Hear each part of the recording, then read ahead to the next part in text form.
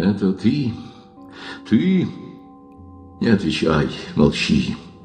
Да и что ты мог бы сказать? Я слишком знаю, что ты скажешь. Да ты и права не имеешь ничего прибавлять к тому, что уже сказано тобою прежде.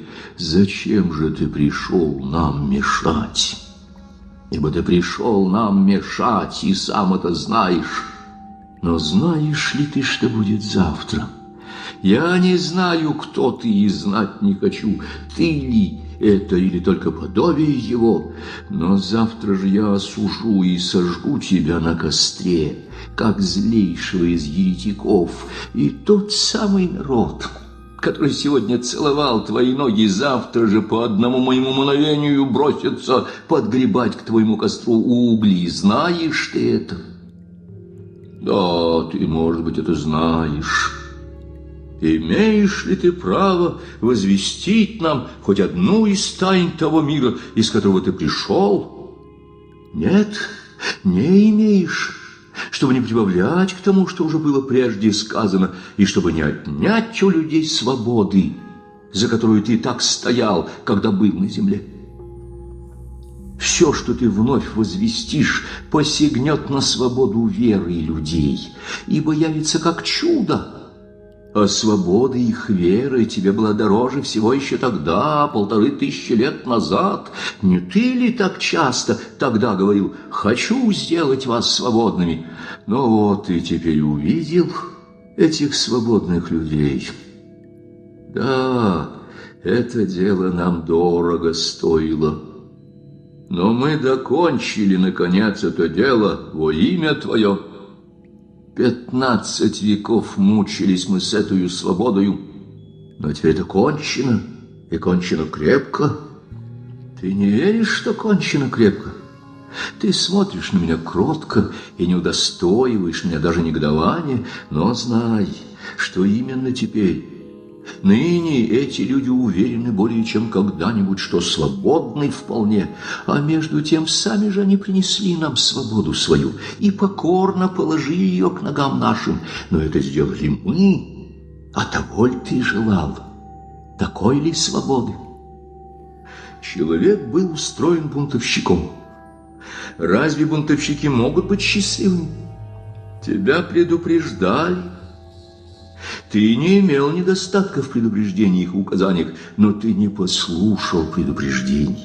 Ты отверг единственный путь, которым можно было устроить людей счастливыми. Но, к счастью, уходя, ты передал дело нам.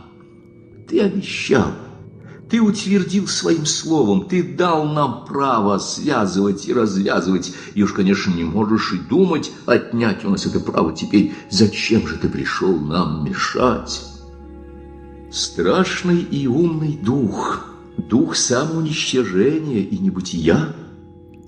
Великий дух говорил с тобой в пустыне, и нам передано в книгах, что он будто бы искушал тебя. Так ли это? И можно ли было сказать хоть что-нибудь истиннее того, что он возвестил тебя в 3 вопросах, и что ты отверг, и что в книгах названо искушениями? А между тем, если было когда-нибудь на земле совершено настоящее громовое чудо, то это в тот день, в день этих 3 искушений. Именно в появлении этих 3 вопросов и заключалось чудо.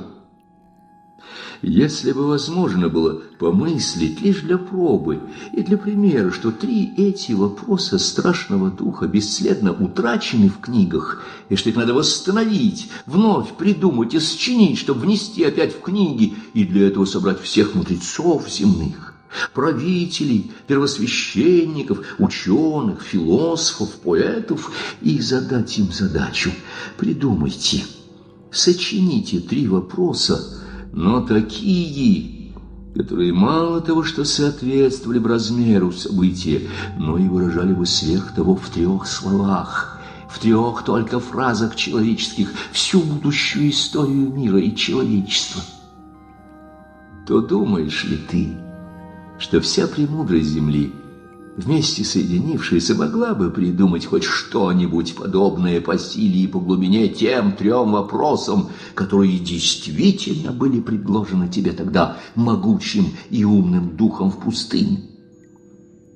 Уж по одним вопросам этим, лишь по чуду их появления, можно понимать, что имеешь дело не с человеческим текущим умом, а с вековечным и абсолютным.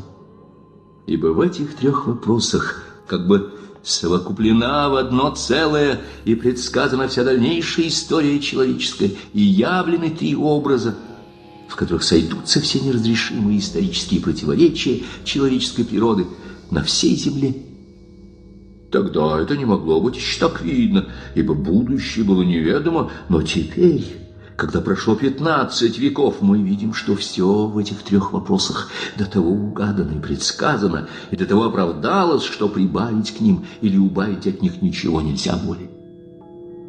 Реши же сам, кто был прав, ты или тот, который тогда вопрошал тебя? Вспомни первый вопрос, хоть и не буквально, но смысл его тот. Ты хочешь идти в мир и идешь с голыми руками, с каким-то обетом свободы, которого они в простоте своей и в прирожденном бесчинстве своем не могут и осмыслить, которого боятся они и страшатся, ибо ничего и никогда не было для человека и для человеческого общества невыносимее свободы. Видишь ли сии камни в этой ногой раскаленной пустыне? Обрати их в хлебы, и за тобой побежит человечество, как стадо, благодарное и послушное, хотя и вечно трепещущее, что ты отымешь руку свою, и прекратятся им хлебы твои. Но ты не захотел лишить человека свободы и отверг предложение. Ибо какая же свобода, рассудил ты, если послушание куплено хлебами? Ты возразил, что человек жив не единым хлебом. Но знаешь ли, что во имя этого самого хлеба земного и восстанет на тебя дух земли, и сразится с тобою, и победит тебя, и все пойдут за ним, восклицая: «Кто подобен зверю сему? Он дал нам огонь с небеси». Знаешь ли ты, что пройдут века, и человечество провозгласит устами своей премудрости и науки, что преступления нет, а стало быть, нет и греха, а есть лишь только голодные? Накорми, тогда и спрашивай с них добродетели. Вот что напишут на знамени, которые воздвигнут против тебя, и которым разрушится храм твой. На месте храма твоего воздвигнется новое здание, воздвигнется вновь страшная Вавилонская башня. И хотя и это не достроится, как и прежнее, но все же ты мог бы избежать этой новой башни и на 1000 лет сократить страдания людей, ибо к нам же ведь они придут. К нам, промучившись 1000 лет со своей башней, они отыщут нас тогда опять под землей в катакомбах, скрывающихся, и мы будем вновь гонимы и мучимы. Найдут нас и возопьют к нам: «Накормите нас!»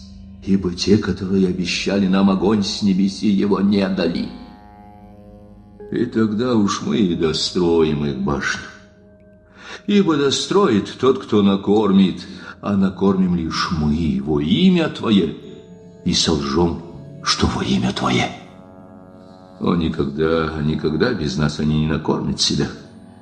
Никакая наука не даст им хлеба, пока они будут оставаться свободными, но кончится тем, что они принесут свою свободу к ногам нашим и скажут нам: «Лучше поработите нас, но накормите нас». Поймут, наконец, сами, что свобода и хлеб земной вдоволь для всякого вместе немыслимы, ибо никогда не сумеют они разделиться между собою. Убедятся тоже, что не могут быть никогда и свободными, потому что малосильны, порочны, ничтожны и бунтовщики. Ты обещал им хлеб небесный, но, повторяю опять, Может ли он сравниться в глазах слабого, вечно порочного и вечно неблагородного людского племени с земным?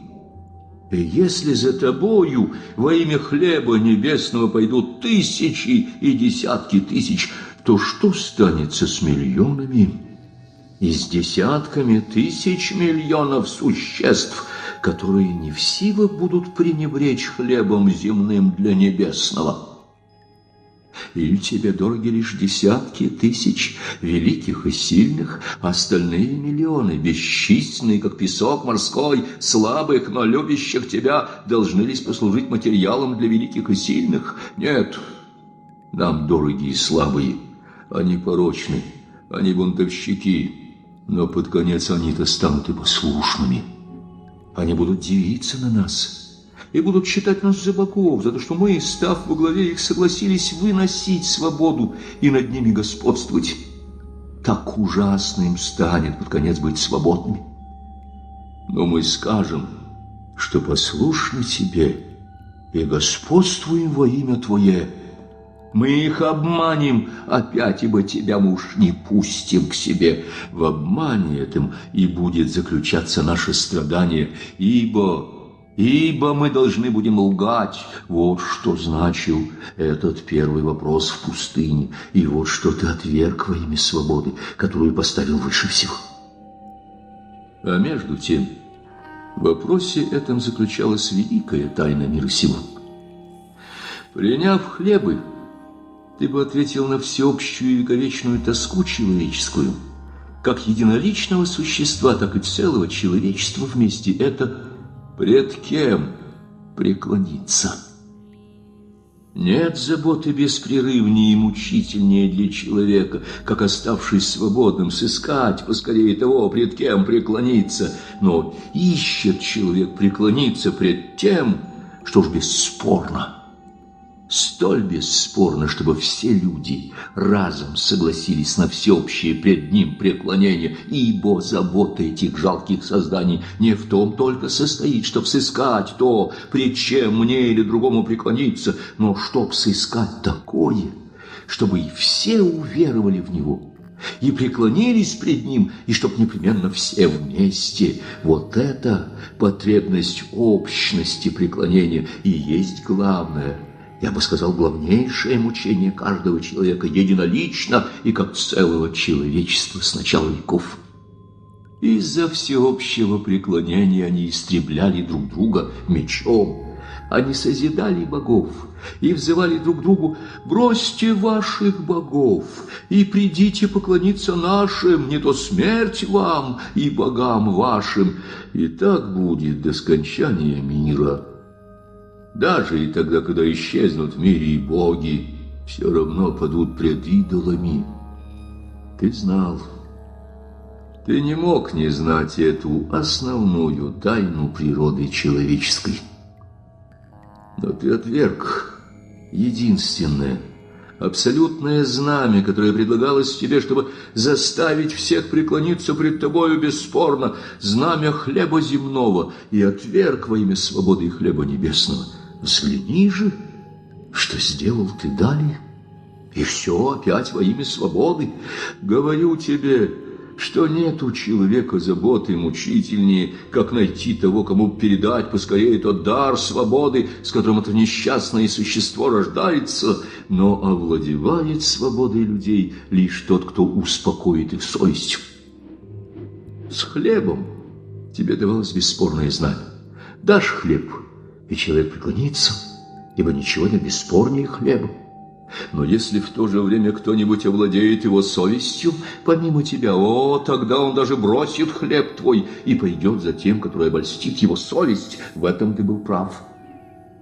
Ибо тайна бытия человеческого не в том, чтобы только жить, а в том, для чего жить. Без твердого представления себе, для чего ему жить, человек не согласится жить и скорее истребит себя, чем останется на земле, хотя бы кругом его все были хлебы. Это так, но что ж вышло? Вместо того, чтобы овладеть свободой людей, ты увеличил мою еще больше. Или ты забыл, что спокойствие, даже смерть человеку дороже свободного выбора в познании добра и зла. Нет ничего обольстительнее для человека, как свобода его совести, но нет ничего и мучительного. И вот вместо твердых основ для успокоения совести человеческой раз навсегда ты взял все, что есть необычайного, гадательного и неопределенного, взял все, что было не по силам людей, а потому поступил, как бы и не любя их вовсе. И это кто же? Тот, который пришел отдать за них жизнь свою? Вместо того, чтобы овладеть людской свободой, ты умножил ее и обременил ее мучениями душевное царство человека вовеки. Ты возжелал свободной любви человека, чтобы свободно пошел он за тобою, прельщенный и плененный тобою, вместо твердого древнего закона. Свободным сердцем должен был человек решать впредь сам, что добро и что зло, имея лишь в руководстве твой образ пред собою. Но неужели ты не подумал, что он отвергнет же наконец и оспорит даже и твой образ, и твою правду, если его угнетут таким страшным бременем, как свобода выбора? Они воскликнут, наконец, что правда не в тебе, ибо невозможно было оставить их в смятении и мучении более, чем сделал ты, оставив им столько забот и неразрешимых задач. Таким образом, сам ты и положил основание к разрушению своего же царства, и не вини никого в этом более. А между тем, то ли предлагалось тебе? Есть три силы, единственные три силы на земле, могущие навеки победить и пленить совесть этих слабосильных бунтовщиков для их счастья. Эти силы — чудо, тайна и авторитет. Ты отверг и то, и другое, и третье, и сам подал пример тому. Когда страшный премудрый дух поставил тебя на вершине храма и сказал тебе: если хочешь узнать, сын ли ты Божий, то верзись вниз, ибо сказано про то, что ангелы подхватят и понесут его, и не упадет, и не расшибется, и узнаешь тогда, сын ли ты Божий, и докажешь тогда, какова вера твоя в отца твоего. Но ты, выслушав, отверг предложение, и не поддался, и не бросился вниз. О, конечно, ты поступил тут гордо и великолепно, как Бог. Но люди-то люди, но слабое бунтующее племя — это они-то боги ли? О, ты понял тогда, что, сделав лишь шаг, лишь движение броситься вниз, ты тотчас бы искусил Господа, и веру в Него всю потерял, и разбился бы о землю, которую спасать пришел, и возрадовался бы умный дух, искушавший тебя.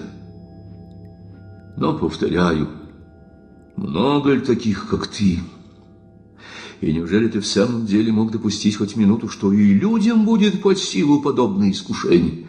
Так ли создана природа человеческая, чтобы отвергнуть чудо и в такие страшные моменты жизни, моменты самых страшных, основных и мучительных душевных вопросов своих, оставаться лишь со свободным решением сердца? О, ты знал, что подвиг твой сохранится в книгах, достигнет глубины времени и последних пределов земли, и понадеялся, что, следуя тебе, и человек останется с Богом, не нуждаясь в чуде. Но ты не знал, что чуть ли человек отвергнет чудо, то тотчас отвергнет и Бога. Ибо человек ищет не столько Бога, сколько чудес. И так как человек оставаться без чуда не в силах, то насоздаст он себе новых чудес, уже собственных, и поклонится уже знахарскому чуду, бабьему колдовству, хотя он 100 000 раз был бунтовщиком, еретиком и безбожником. Ты не сошел со креста, когда кричали тебе, издеваясь и дразня тебя: сойди со креста и уверуем, что это ты. Ты не сошел. потому что опять-таки не захотел поработить человека чудом и жаждал свободной веры, а не чудесной. Жаждал свободной любви, а не рабских восторгов невольника пред могуществом, раз навсегда его ужаснувшим. Но и тут ты судил о людях слишком высоко. Ибо, конечно, они невольники, хотя и созданы бунтовщиками, а зрись и суди. Вот прошло 15 веков. Поди, посмотри на них, кого ты вознес до себя. Клянусь, человек слабее и ниже создан, чем ты о нем думал. Может ли он исполнить то, что и ты? Столь уважая его, ты поступил, как бы перестав ему сострадать, потому что слишком много от него и потребовал. Это кто же? Тот, который возлюбил его более самого себя? Уважая его менее бы от него и потребовал, а это было бы ближе к любви, ибо легче была бы ноша его. Он слаб и подл. Что в том, что он теперь повсеместно бунтует против нашей власти и гордится, что он бунтует? Это гордость ребенка и школьника. Это маленькие дети, взбунтовавшиеся в классе и выгнавшие учителя. Но придет конец и восторгу ребятишек. Он будет дорого стоить им. Они не спровергнут храмы и зальют кровью землю. Но догадаются, наконец, глупые дети, что хоть они бунтовщики, но бунтовщики слабосильные, собственного бунта своего не выдерживающие. Обливаясь глупыми слезами своими, они сознаются, наконец, что создавший их бунтовщиками, без сомнения, хотел посмеяться над ними. Скажут они это в отчаянии, и сказанное ими будет богохульством, от которого они станут еще несчастнее, ибо природа человеческая не выносит богохульства, и в конце концов сама же всегда и отомстит за него. Итак, неспокойство, смятение и несчастье — вот теперешний удел людей после того, как ты столь претерпел за свободу их. Великий пророк твой в видении и насказании говорит, что видел всех участников первого воскресения, и что было их из каждого колена по 12 тысяч. Но если было их столько, то были они как бы не люди, а боги. Они вытерпели крест твой, они вытерпели десятки лет голодные ногой пустыни, питаясь акридами и кореньями. И уж, конечно, ты можешь с гордостью указать на этих детей свободы, свободной любви, свободной и великолепной жертвы их во имя твое. Но вспомни, что их было всего только несколько тысяч, да и то богов, а остальные... И чем виноваты остальные слабые люди, что не могли вытерпеть того, что могучие? Чем виновата слабая душа, что не в силах вместить столь страшных даров?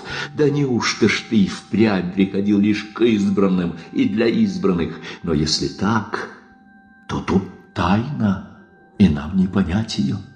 А если тайна, то и мы вправе были проповедовать тайну и учить их, что не свободное решение сердец их важно, и не любовь, а тайна, которой они повиноваться должны слепо, даже мимо их совести. Так мы и сделали. Мы исправили подвиг твой и основали его на чуде, тайне и авторитете. И люди обрадовались, что их вновь повели, как стадо, и что с сердец их снят, наконец, столь страшный дар, принесший им столько муки. Правы мы были, уча и делая так, скажи. Неужели мы не любили человечество, столь смиренно сознав его бессилие, с любовью облегчив его ношу и разрешив слабосильной природе его хотя бы и грех, но с нашего позволения? К чему ж ты пришел нам теперь мешать? И что ты молча и проникновенно глядишь на меня кроткими глазами своими? Рассердись. Я не хочу любви твоей, потому что сам не люблю тебя. И что мне скрывать от тебя? Или я не знаю, с кем говорю? То, что имею сказать тебе, все тебе уж известно, я читаю это в глазах твоих, и я ли скрою от тебя тайну нашу? Может быть, ты именно хочешь услышать ее из уст моих. Слушай же, мы не с тобой, а с ним. Вот наша тайна. Мы давно уж не с тобой, а с ним уже 8 веков. Ровно 8 веков назад, как мы взяли от него то, что ты с негодованием отверг, тот последний дар, который он предлагал тебе, показав тебе все царства земные, мы взяли от него Рим и меч Кесаря и объявили лишь себя царями земными, царями едиными, хотя и до ныне не успели еще привести наше дело к полному окончанию. Но кто виноват? О, дело это до сих пор лишь в начале, но оно началось. Долго еще ждать завершения его. Еще много выстрадает земля, но мы достигнем и будем кесарями. И тогда уж помыслим о всемирном счастье людей. А между тем, ты мог бы еще и тогда взять меч кесаря. Зачем ты отверг этот последний дар? Приняв этот третий совет могучего духа, ты восполнил бы все, что ищет человек на земле, то есть пред кем преклониться, кому вручить совесть и каким образом соединиться, наконец, всем в бесспорный, общий и согласный муравейник, ибо потребность всемирного соединения есть третье и последнее мучение людей. Всегда человечество в целом своем стремилось устроиться непременно всемирно. Много было великих народов с великой историей, но чем выше были эти народы, тем были и несчастнее, ибо сильнее других сознавали потребность всемирного соединения людей. Великие завоеватели, Тимуры и Чингисханы пролетели как вихрь по земле, стремясь завоевать вселенную. Но и те, хотя и бессознательно, выразили ту же самую великую потребность человечества ко всемирному и всеобщему единению. Приняв мир и Порфиру Кесаря, основал бы всемирное царство и дал бы всемирный покой. Ибо кому же владеть людьми, как не тем, которые владеют их совестью и в чьих руках хлеб их? Мы и взяли меч Кесаря. А взяв его, конечно, отвергли тебя и пошли за ним. О, пройдут еще века бесчинства свободного ума, их науки и антропофагии, потому что, начав возводить свою Вавилонскую башню без нас, они кончат антропофагией. Но вот тогда-то и приползет к нам зверь, и будет лизать ноги наши, и обрызжет их кровавыми слезами из глаз своих, и мы сядем на зверя, и воздвигнем чашу, и на ней будет написано «Тайна». Но тогда лишь, и тогда настанет для людей царство покоя и счастья. Ты гордишься своими избранниками, но у тебя лишь избранники, а мы успокоим всех. Да и так ли еще? Сколь многие из этих избранников, из могучих, которые могли бы стать еще избранниками, устали, наконец, ожидая тебя, и понесли, и еще понесут силы духа своего и жар сердца своего на иную ниву, и кончат тем, что на тебя же и воздвигнут свободное знамя свое. Но ты сам воздвиг это знамя. У нас же все будут счастливы, и не будут более ни бунтовать, ни истреблять друг друга, как в свободе твоей повсеместно. О, мы убедим их, что они тогда только и станут свободными, когда откажутся от свободы своей для нас и нам покорятся. И что же, правы мы будем или солжем? Они сами убедятся, что правы, ибо вспомнят, до каких ужасов рабства и смятения доводила их свобода твоя. Свобода, свободный ум и наука заведут их в такие дебри, и поставит пред такими чудами и неразрешенными тайнами, что одни из них, непокорные и свирепые, истребят себя самих, другие, непокорные, но малосильные, истребят друг друга, а третьи, оставшиеся слабосильные и несчастные, приползут к ногам нашим и возопьют к нам: да, вы были правы, вы одни владели тайной его, и мы возвращаемся к вам, спасите нас от самих себя. Получая от нас хлебы, конечно, они ясно будут видеть, что мы же их же хлебы, их же руками добытые берем у них, чтобы им же раздать безо всякого чуда. Увидят, что не обратили мы камней в хлебы, но воистину более чем самому хлебу рады они будут тому, что получают его из рук наших.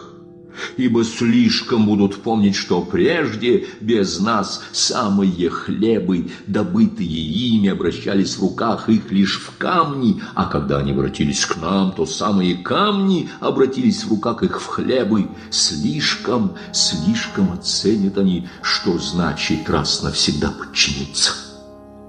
И пока люди не поймут всего, они будут несчастны. Кто более всего способствовал этому непониманию, скажи? Кто раздробил стадо и рассыпал его по путям неведомым? Но стадо вновь собьется и вновь покорится, и уже раз навсегда. Тогда мы дадим им тихое, смиренное счастье, счастье слабосильных существ, каким они и созданы. О, мы убедим их, наконец, не гордиться, ибо ты вознес их и тем научил гордиться. Докажем им, что они слабосильны, что они только жалкие дети, но что детское счастье слаще всякого. Они станут робки и станут смотреть на нас и прижиматься к нам в страхе, как птенцы к наседке. Они будут дивиться и ужасаться на нас, и гордиться тем, что мы так могучи и так умны, что могли усмирить такое буйное тысячемиллионное стадо.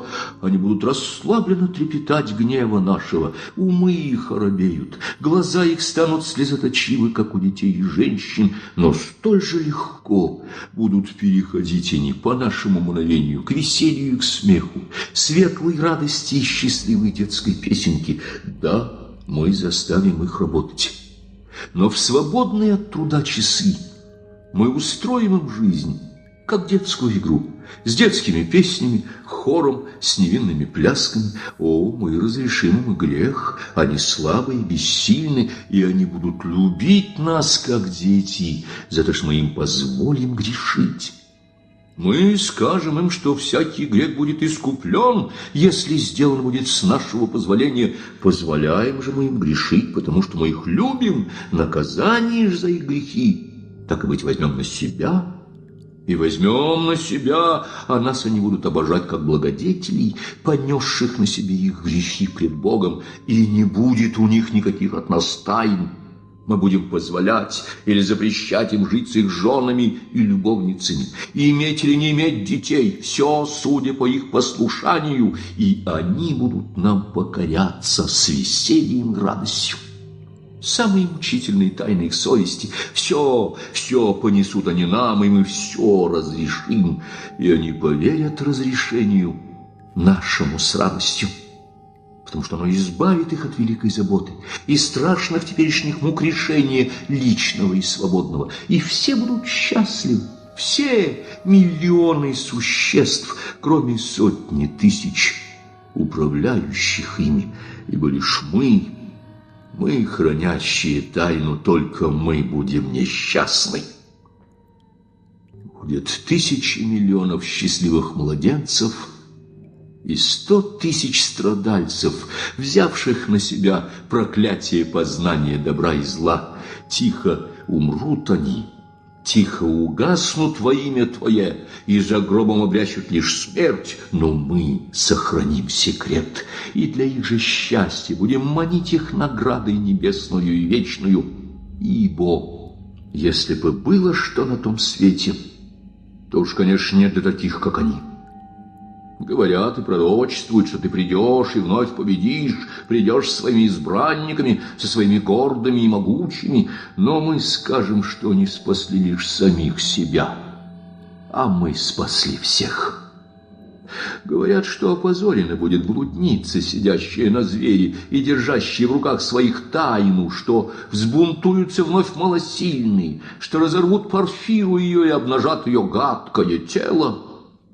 Но тогда я встану и укажу тебе на 1000 миллионов счастливых младенцев, не знавших греха, и мы, взявшие грехи их для счастья их на себя, мы станем пред тобой и скажем: суди нас, если можешь и смеешь. Знай, что я не боюсь тебя. Знай, что и я был в пустыне, что и я питался акридами и коленями, что и я благословлял свободу, которую ты благословил людей, и я готовился стать в число избранников твоих, в число могучих и сильных, с жаждой восполнить число, но я очнулся и не захотел служить безумию. Я воротился и примкнул к сонму тех, которые исправили подвиг твой. Я ушел от гордых и воротился к смиренным для счастья этих смиренных. То, что я говорю тебе, сбудется, и царство наше созиждется. Повторяю тебе, завтра ж ты увидишь это послушное стадо, которое по первому мановению моему бросится подгребать горячие угли к костру твоему, на котором сожгу тебя за то, что пришел нам мешать, ибо если был кто более всех заслужил наш костер, то это ты. Завтра сожгу тебя. Дикси! Так я сказал латинский. Ступай и не приходи более. Не приходи вовсе. Никогда, никогда.